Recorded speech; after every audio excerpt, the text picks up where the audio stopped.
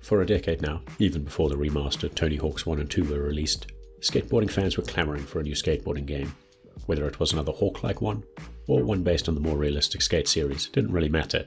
The truth was, we all just wanted to grind again. Developer Crea-ture Studios has stepped in to fill that gap with Session Skate Sim. After spending a couple years in early access on PC, the game got a full release on PC and most consoles in September 2022. 6 months on, the Switch version has finally seen the light of day.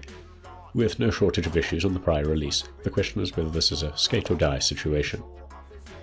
Supposedly developed by skaters for skaters, Session Skate Sim's goal was to throw you straight into the ultra-realistic deep end of skateboarding, a feat that only getting on a board in real life can beat. There are no Tony Hawk-style big airs or crazy combo tricks here. Session Skate Sims is down to earth, relatively speaking, as you're going to get where digital skateboarding is concerned. It's all about teaching you the art of skateboarding through that tried, true and tested method of try, fail, and try again, which any skill you need to master entails. All, of course, without any real-life scrapes and bruises.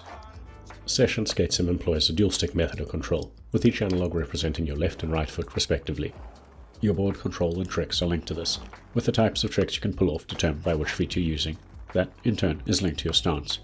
Ollies and nollies can be pulled off by flicking your analogs up and down, depending on which foot you're jumping with, while flip tricks are determined by how you roll your foot, and therefore your stick. And all of that is before you even get to pull off complex moves while moving. Once you add grinds, 180s and lip tricks, you'll be overwhelmed before you know it. If that all sounds confusing, that's because it is at first.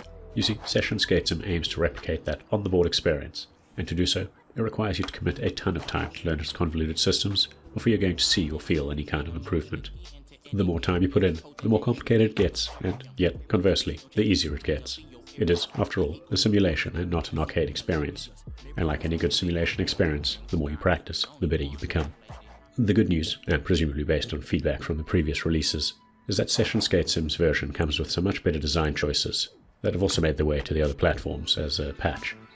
Gone is the truly awful tutorial from the base game that had me scratching my head and wanting to bang it against a wall with just how counterintuitive it was.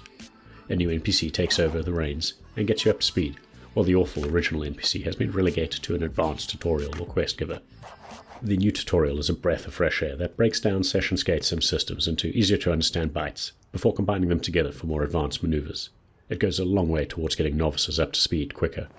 Some issues remain though, and although this tutorial gives you a great breakdown of the stick maneuvers needed during that opening sequence, they aren't replicated in later advanced tutorials, and you're expected to remember all the prior inputs. Even with my advanced knowledge of the game having played the PS4 version, I still found myself trying to remember exactly what inputs I needed to pull off a pop shove it, or a fakey manual. There is a lot of lingo to remember in Session Skate Sim, even for the skateboarding aficionados among us. As a result, how much you enjoy Session Skate Sim is going to be determined by how much frustration you're willing to put up with. The control scheme and the mechanics aren't intuitive, and require actual effort to get a literal grip on. If you do take the time, you'll be rewarded with a wonderful sense of accomplishment once you master pulling off a maneuver, whether simple or complicated. Session Skate Sim is at its best when you're just rolling around the environment, pulling off tricks and generally, well, skateboarding. There's just a massive gap between starting out and getting to that point. Now, Session Skate Sim runs pretty well on the Switch, but that comes at a cost: the visuals. Well, it was never a particularly good-looking game on console, with its empty environments and flickering visuals. The Switch version is downright ugly. The game runs at a very low resolution, with low-resolution textures, low geometry models, and barren environments. There's also aggressive dynamic resolution scaling in play, which drops the already abysmal resolution even lower at times. Textures and models exhibit awful flickering, but the biggest offender is distant objects that only resolve into what they're meant to be when you're practically on top of them. Is that a staircase or a slope texture? Is that a piece of garbage or a ramp? How high is that curb? Is that actually a slope? There's no way to know until you're practically on top of these objects. And for a game designed around absolute precision, that's nearly game-breaking. It certainly doesn't help either that this game has a fair amount of bugs present when it comes to character movement and inputs on the Switch. It feels all too easy to get stuck on grates or simply fall over for no reason when pushing about your board. Now, there is a lot to like about Session Skate Sim as a concept.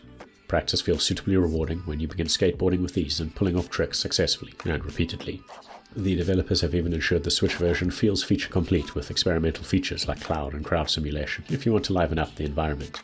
However, while nice, it all comes at the expense of its already compromised visuals and performance, and that makes playing the game even more of a chore than it should be. As it's clear the developers are still working on Session Skate Sim, they really need to work some magic on the resolution to make it easier to recommend. Right now, if you really feel the need for Session Skate Sim's particular brand of unforgiving simulation, you're better off picking it up on the beefier consoles or PC. Until I can tell the difference between a set of stairs and a ramp from a distance, it's difficult to recommend the Switch version. If you've got this far, please consider giving the video a like and maybe subscribing to our channel, as it helps us grow.